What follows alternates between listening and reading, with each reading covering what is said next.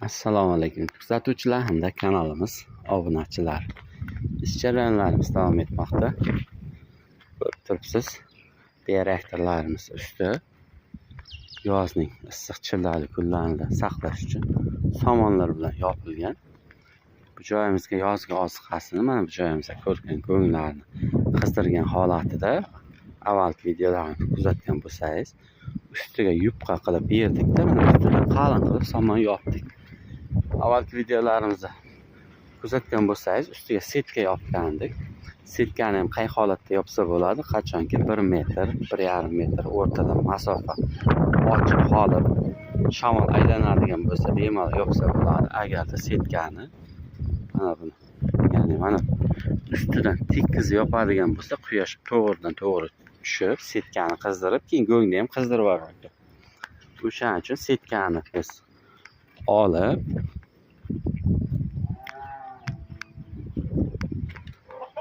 ichkari holatdagi bioreaktorlarimiz ustiga mana ko'rib turibsiz. Ichkari bioreaktorlarimizni quyosh nurlaridan asrash uchun tutib qo'ydik. Biogo'nglarimiz ham hozirgi kunda tayyor holatga kelib qoldi. Hozir sizga bir qator biogo'nglarimizni hozirgi holatini bir qator ko'rsatamiz.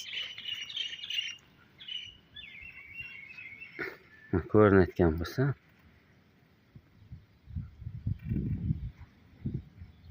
shunday granula holatida qop-qora qilib yeb bergan.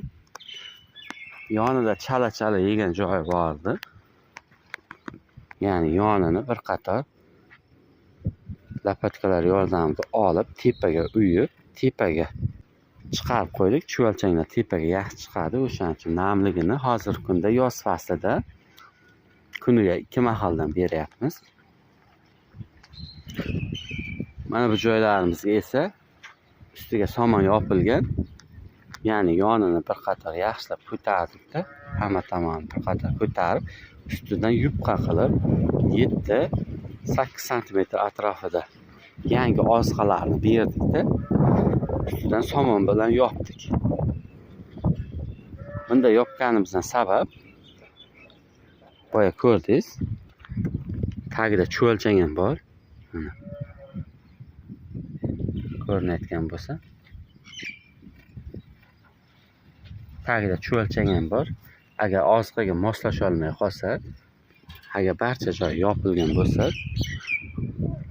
nobud bo'lishi mumkin. O'shani oldini olish uchun tepasiga o'zining oziqasini uyib, keyin yana ustidan dababishni 7-8 sm yangi go'ng berdik-da, faqat ustini somon bilan yopdik. Mana bu tayyor biogo'nglarimiz qanday holatda bo'lsa ham qurimaydi. Chunki tayyor holatdagi ham qizimaydi ham. O'shaning uchun mana ko'rib turibsiz, ustini faqat o'rtasini, yangi oziqa berilgan joyini somon bilan yopganmiz.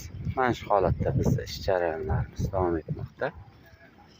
Hozir yoz faslida Kaliforniya qizil yomg'ir chuvalchanglariga kuniga 2 mahaldan suv berib borilyapti.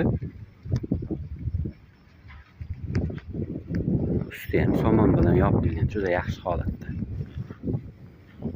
Mana bu joyimizdagi biogo'ngni sizga bir qator ko'rsatamiz. Tagida chuvalchangi bor. Biogo'nglarimiz mana shunday granula holatida. Xudo xohlasa sezon ham boshlanib qoldi. Zakazlarimiz bor.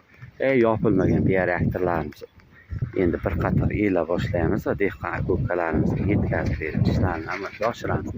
Xudo xohlasa. Mana shu holatda bizning ish jarayonlarimiz davom etmoqda. Shu biznesga qiziqayotgan aka-ukalarimiz ekrandagi nomerlarga bemalol murojaat qilishi mumkin. Bizda hozirgi kunda Kaliforniya qizil yomg'ir chuvalchanglari hamda dehqon aka-ukalarimiz uchun esa biogo'ng mahsulotlarimiz sotuvi davom etmoqda. Shu ekrandagi nomerlarga bemalol murojaat qilishingiz mumkin.